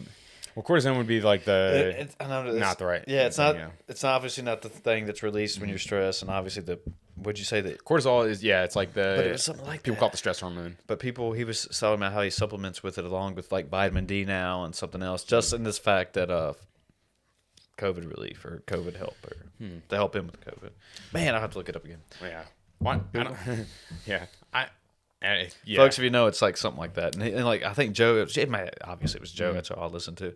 Was he ordered it off Amazon? He's like, oh, I'm going to go buy it right now. Well, I know that they had shown promising that if you're, vitamin D, obviously, they've been giving they've shown that research has shown that high doses given to people who had COVID had reduced symptoms with a high dose of vitamin D, and then vitamin D is a great preventative. I've held my game on that.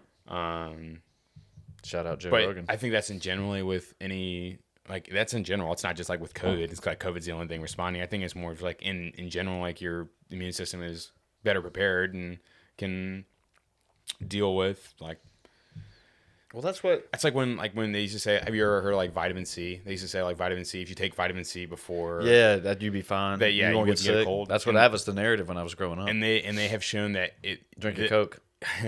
Is it vitamin C because it starts with a C or I can't remember. No, I mean I didn't mean to interrupt you, but no. When I was little and sick, like if I was at my grandma's house and I felt sick or anything, she's like, "Oh, drink a Coke." Yeah, calm your stomach or something like that. I guess, right? and anything though. It didn't matter what was hurting. Have a Coke and a smile, dude.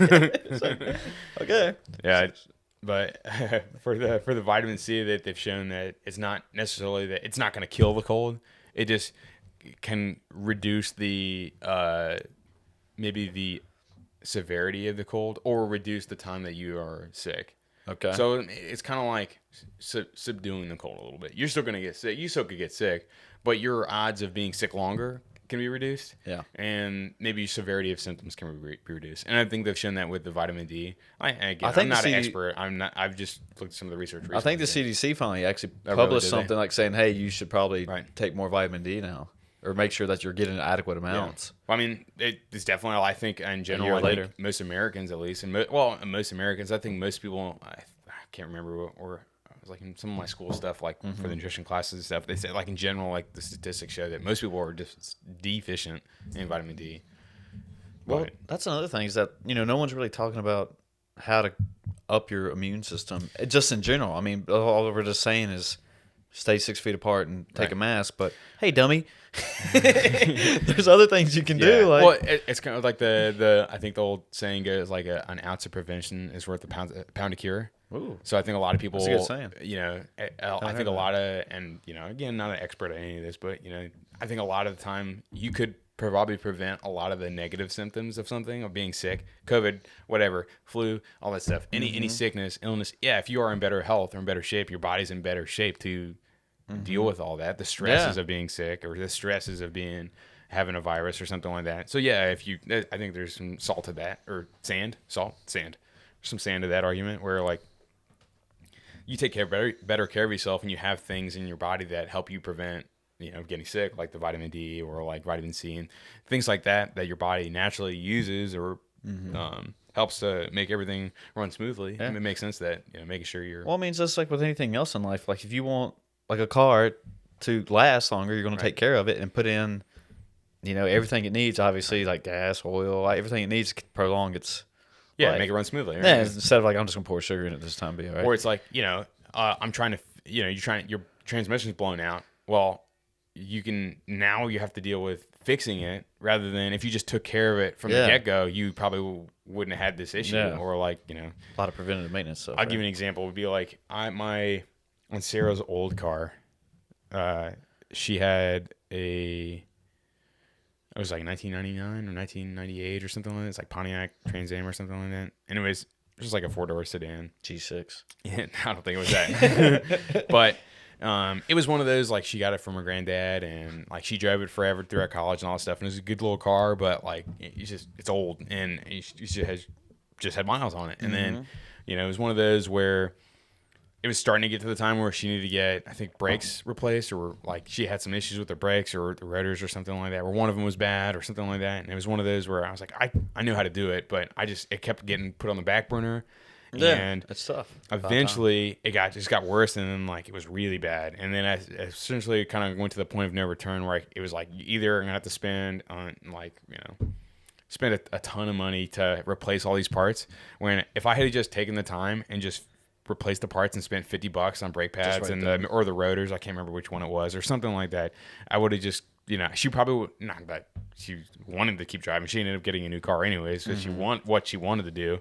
But it was around that time, she didn't have a car payment, all that stuff. Whereas, I kind of felt bad about it. I was like, I should have looked at this before, or at least she would even taken it to the shop or something like that. Because I just one of those that just got away from me, and all of a sudden that one day, she drove it down the road. She's like, James, you have to come and pick me up, because the shit is not right in this car. And then, at that point, it was like, I can't do anything at this point. There's no way to fix it without spending thousands of dollars on it. And I kind of like just fucked myself on that. But anyways, that would be a good analogy to when, like, you take care of yourself and do all the right things. The odds of you getting sick are probably lower. You can still get sick. Yeah, but, it's not a foolproof plan, but like you said, in the health, odds are lower. But health in general. So, like, if you have bad shoulders, and maybe you should do things that are, preventative in nature to prevent an injury, so that you're not necessarily, you're doing like little things like doing strengthening exercises or mobility stuff, rather than my shoulder's torn, now I need surgery. It's never going to be the same way. So, like, I think I know a lot of people will say that in like the health field and that, like, where a lot of healthcare might be shifted toward just treating the symptoms and not looking at the cause. Yeah. Because it's not sexy. No one wants to do the little shoulder exercises every single day. No, it ain't cool. It ain't fun. It's not fun. But, like, I hate warming up. I'm right there with you. Right, yeah. So, but I'm learning to do it, though. Yeah, if that saves you, a surgery down the road, or if that saves you getting sick by, eating well every day and taking care of yourself and make sure you're taking vitamin D in a time of pandemic and all that stuff, and that helps. Great. Yeah, you should do that because the cost of maybe not doing all that stuff sounds like pretty shitty. It does sound pretty shitty. Yeah, but that's I always try that always piques my brain when like the ounce prevention, pound of cure. I try to like apply that to a lot of stuff, but it doesn't always work out that way. Obviously, Sarah Scar, R.I.P. She drives a new car now, so a little more on it when it comes time for all that stuff. But well, I mean, that's just anything you learn by making mistakes too. So yeah, right. And I made a big one. You always learn from your mistakes. That's how you succeed, right? You can't succeed unless you learn to fall. Oh, you're not if you're not struggling, you're not succeeding. Or to struggle is to succeed, or something like that. I can't remember who said that. So I'm gonna steal it and keep using it. But somebody else say it. It wasn't me, smart guy. But I'm gonna steal it. Theodore Roosevelt or something. But that's like everyone steals everything, so it's like, oh, dude, that's what everyone does. Right? Steals everything, as in like you hear a great quote, or if you hear like a good phrase, or you hear a good good like you always hear it in like training, or if you hear it in nutrition stuff, like you always hear that little nugget and pearl. Yeah, it stays with you. Some of that stuff's been around forever, but people just came, oh yeah, I just heard it the other day. I'll tell you. And not like you're trying to be disingenuous, unless you're trying to make scam someone and make money off of them. But it's I used to be a sucker for all those. I still am. I mean, I used to put them on my Instagram. I right still now, do. Like, I love them. But no, I think there's nothing wrong with that. Like, yeah, because some of them get kind of cheesy and stuff, right. and but you see it like on a cafeteria poster in elementary school. It's like, you're a winner today. Hang in there, or you can do it. Or something like that. The little cat hanging on the ceiling or something like that. I forgot about that, but it's just like, man, but yeah, I don't know. They resonate with some people. But it's like, I think a lot, and this is more in the fitness, maybe the fitness realm, would be like, a lot of people try to reinvent the wheel. Being like, oh, we're going to do this crazy version of a new squat because XYZ, and it's going to make you all this stuff. But what's wrong with just doing a regular squat? It works. It's effective. It's tested. It's tried. It's true. It's safe. But it's not sexy. So what's the? But don't try to reinvent the wheel. And what's the squat that you put the bar behind you and it's like hanging below your ass, and you bend the hatch squat or something like that? Hack squat. Yeah. Yeah, and it was just like Jillian Michaels did the other day, and she got tons of shit. I was like, what the fuck? How does that do anything? I mean, I guess there's variations and stuff like that that it works for some people, but I think the live and die by this is the only right way. Yeah. Like, there's no way that's true, but So I mean, like, the fancy doesn't mean better, or like complicated doesn't mean better. Yeah. Was the Occam's razor is like the simplest answer must be true. So what is that? Occam's razor is like the theory of like the simplest answer must be the right answer, or the simplest. I've never heard that before. Occam's razor. So like a lot of time, essentially, it just says like the simplest thing has got to be make the most sense. Got to be the most. I like that. So like the more convoluted and complicated things get, there's more flaws and things like that to go wrong, and it's probably not right. Well, look at Rocky. He was out there training in the snow, just beating up a meat bag. He was pulling a sled. That's right. He was wearing boots. And he was wearing this leather bomber jacket, and I think that is the way to get. It paid off for him. Peak fitness, yeah. And you're supposed to have. Well, I think this is just maybe this is in the scientific text, but I think it's where you're supposed to lift rocks in like a big. Like with a big pulley, and just have them like in this big net thing. Then you keep dropping them. And then you take this big yoke, and then you just move to the side to side. I think that was proven. I can't remember which article I read that in, but New England Journal of Medicine, probably. I think that was the one. And then what was the other one? You had to go to the highest mountain you can find. And scream your opponent's name. If you don't have a opponent, you can just feel like scream someone's name or something like that. And then it doesn't even matter if it's a mountain. It could be the highest hill or something like that. Or go to the end of your driveway and just yell out. No, I don't know how that works. It's got to be some kind of truth to it somewhere, right? Or you could be like Kevin Bacon and just go dancing. That's right. Just you punch into an dance. old dirty barn. Yeah, just punch dance all your anger out and all that stuff like that. Just turn up your VW Beatles radio. Have you seen the movie Hot Rod? With Andy Samberg. Andy Samberg, yeah. Yeah, a while back. They do the take, or they do like a knockoff or a homage, or they do that scene, like the Footloose scene. He's like dancing around, he's jumping around, he's like doing he randomly starts doing like gymnastics, because like I can't remember, like I've seen the movie, but like I can't exactly. He ends up doing stuff like gymnastic stuff, like stuff on the parallel bars or something. Yeah, like that. He's going crazy. He's swinging around and kipping and doing all this crazy stuff, and then out of nowhere, because it's SNL, like he just trips on a log and then he starts rolling down the hill. Like, have you seen it, like Chris Farley in Black Sheep? Yeah. Where he just like rolls down the hill and he's just like, He's trying to like stop. hits every tree on the way down. They do like a rag doll and stuff like that. But it's just like, I don't know why. Oh yeah, because you were talking about Kevin Bacon. Right? Yeah. So The old Baconator.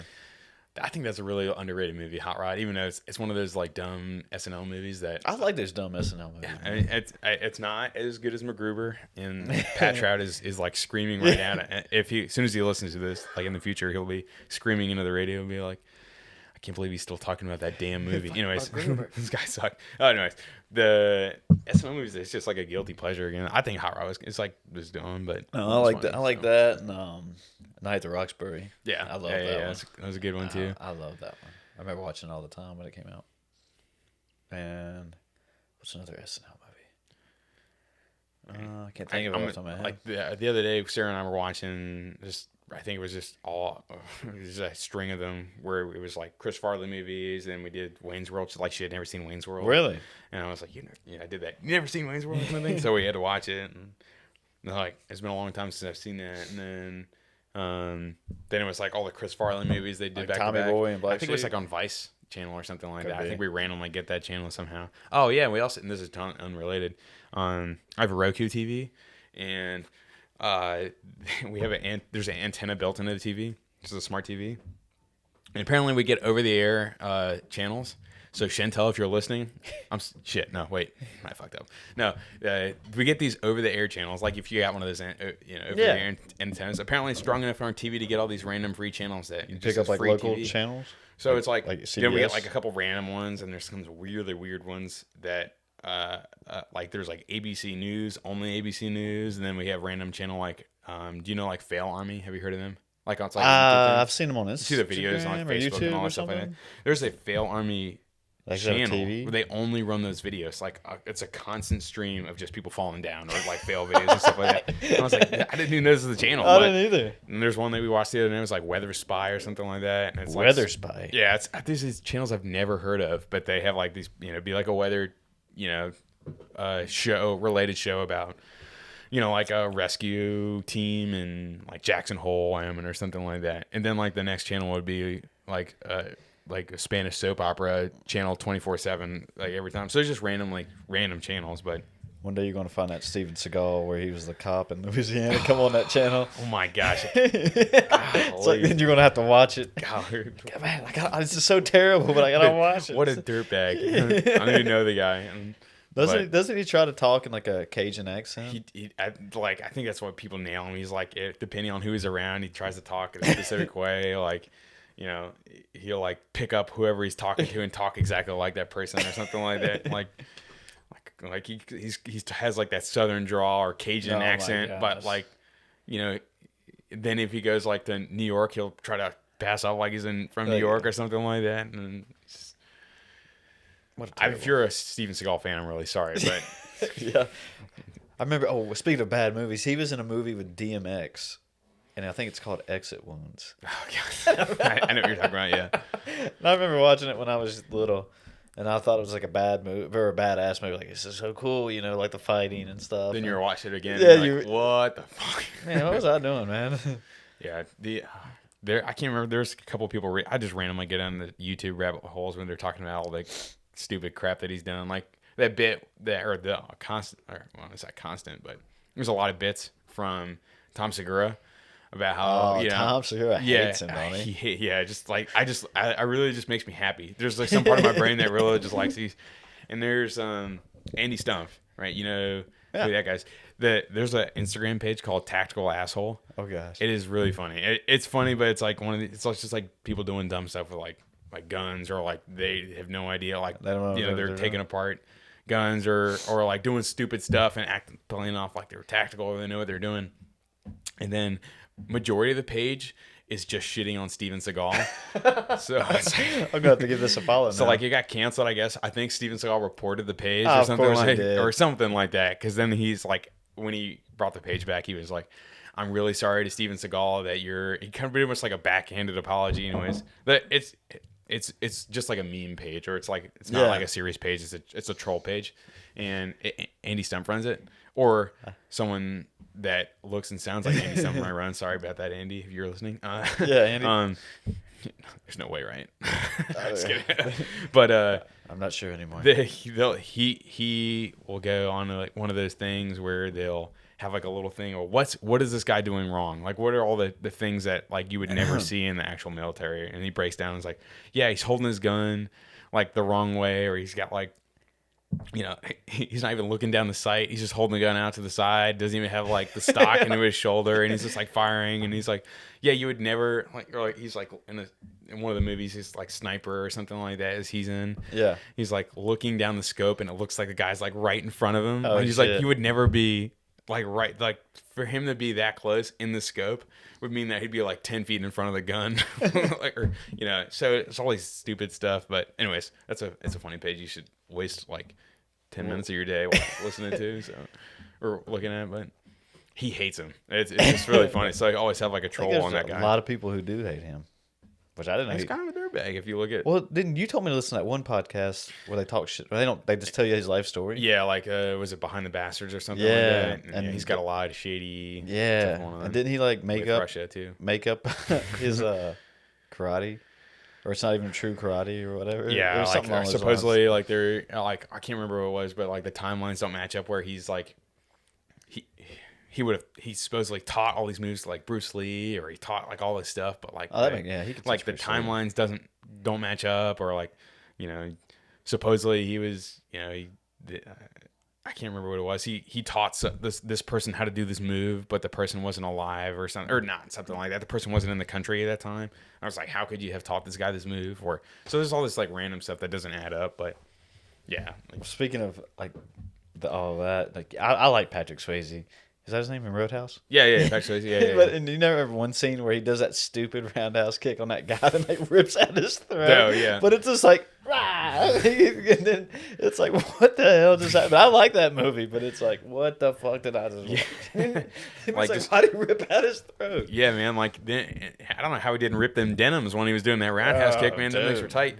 It's just like the martial arts and stuff like that. Cowboy boots and knocking people's faces off. Carries his medical records around with him. That movie still holds up for me. Maybe I just because I'm really biased and partial to it. But I like it. No, I think it's good. So anyway, you want to take this home and wrap it up on that note, dude? Yeah. We're getting too crazy with the movies right now. Well, thanks for being here. Thanks for your time. Well, thanks for having me again. All right. Well, always a pleasure. Bye, folks. Bye.